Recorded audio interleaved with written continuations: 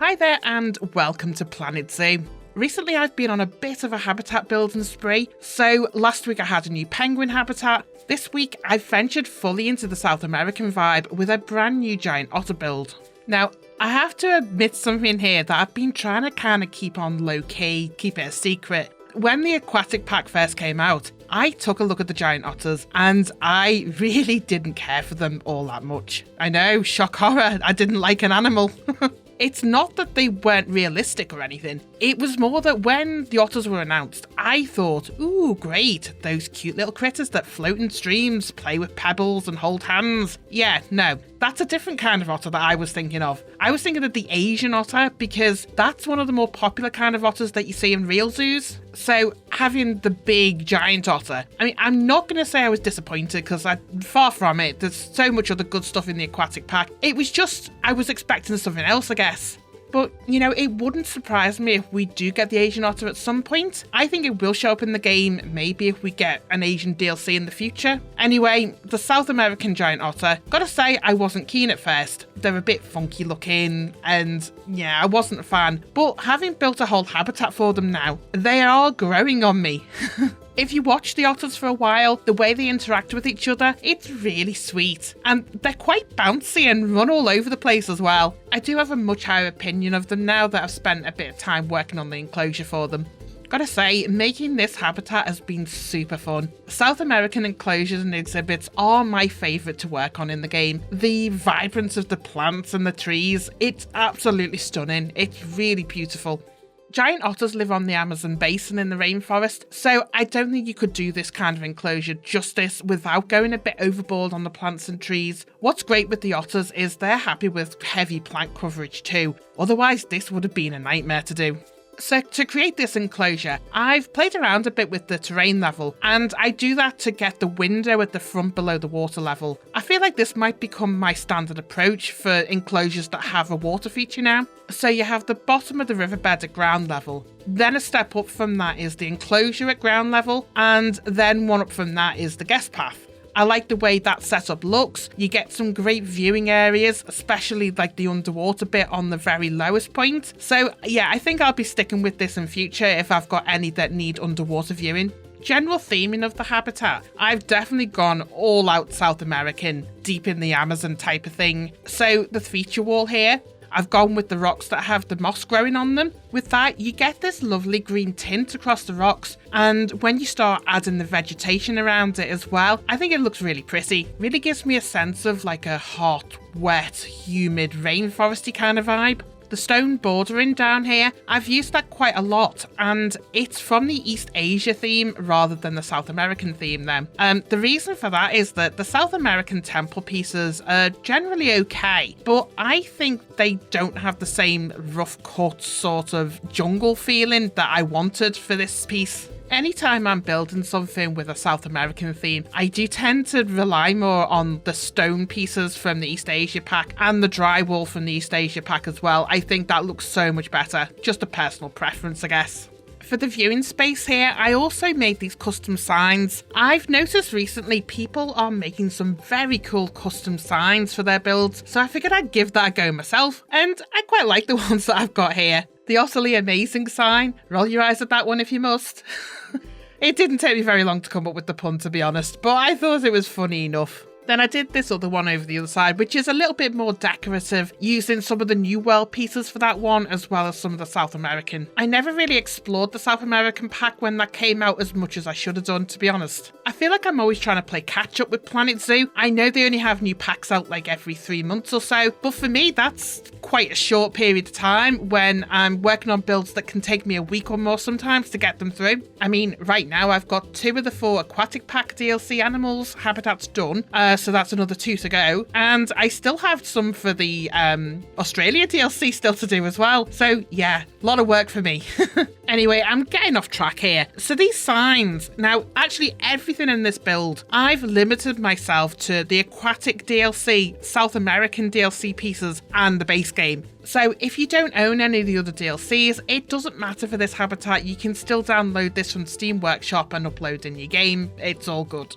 So let's take a look inside. Now, like I said, I've gone pretty heavy on the flora and fauna in this build, and I've laid the terrain down to look like a riverbank. So imagine this is the Amazon. Well, a tiny piece of the Amazon, I guess. It's not a very long river, is it? I feel like what I created here is pretty accurate to how the otters would live out in the wild. The vegetation on the water's edge here, these are the aquatic plants. So yeah, they're meant to be under the water. I've just found myself using these plants that are meant to be in the sea on land because they look great. I mean, the water hyacinth here looks amazing as a kind of edging vegetation, and the eel grass, this looks way better than the actual long grass you get as the terrain paint. So I've got that dotted around the whole enclosure a fair bit. In terms of decoration, I haven't really done much under the water in this enclosure. I mean, I've got some rocks dotted around and stuff, but as far as plants go in that, I didn't really feel like that would be realistic in sort of an Amazon river setting. Maybe if it was a pond or a lake, that would be more realistic.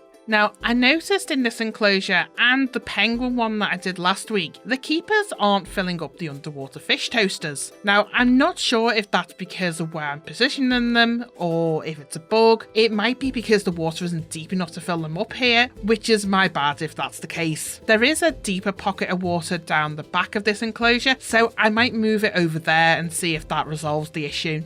Anyway, moving on up the river, I've added a lot of rock work at the water's edge. This is more to make the enclosure feel like it's a bit more interesting, to be honest, rather than it being true to life.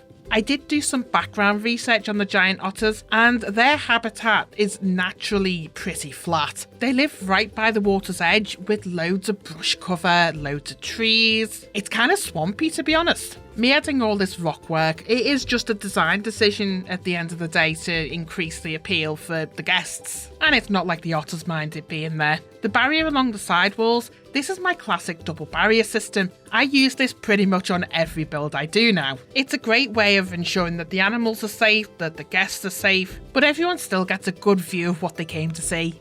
Along near the end of the river, I have this little rickety bridge here, and I'm really surprised with this. The staff and the animals actually use this to get across the river. I mean, I figured with the gaps in the boards, the pathing would be all messed up with that, but the staff do use it. One thing that I've consciously got missing from the river is having it covered in mangrove trees. Now, realistically, the whole river should be lined head to toe with mangroves, but the way the mangrove looks in game, see, I've got some here. Now, I don't think this fits.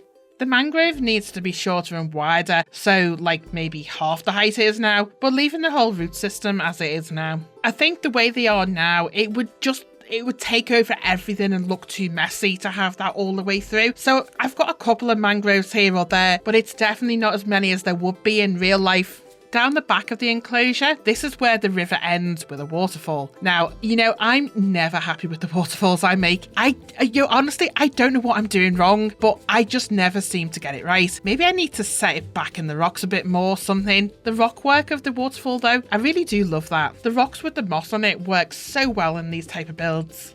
I've spiced this area up a bit with my little jungle cabin and the dock back here. When I was planning out this enclosure, I had in my mind that I wanted some kind of structure up here against the rocks, and I did want some kind of rickety staircase leading up to there. I wasn't sure whether I wanted to do that with rocks or with the wood pieces. In the end, I've settled for both.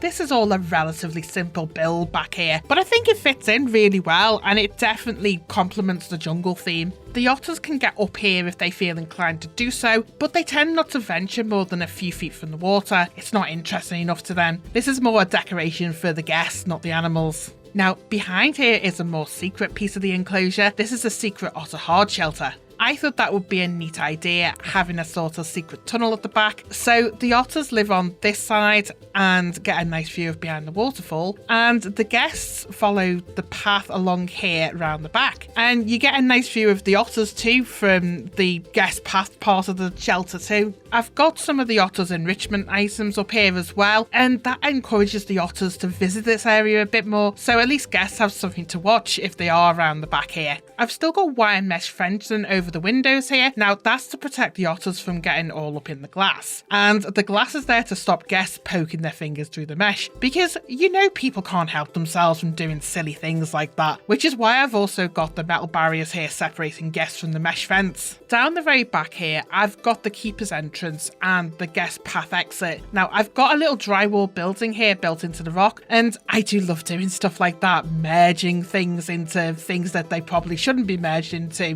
but I think it does look good. There's a little archway here with a bit of a sales pitch inside too. I figure real life zoos will have that kind of thing to encourage guests to do a bit more to support the animals, so why not have one in my zoo? So that, my friends, is the whole exhibit. I hope you like the build. Let me know what you think of it in the comments. The whole habitat is now available on the Steam Workshop. There's a link to that in the description below, so go ahead and download that if you want to have a look at it yourself. The custom signs and the jungle hut builds are also up on the workshop as separate items, so you can download those without having to download the whole habitat as well. So go take a look and give me the thumbs up if you dig it. Until next time, thanks for watching. Bye for now.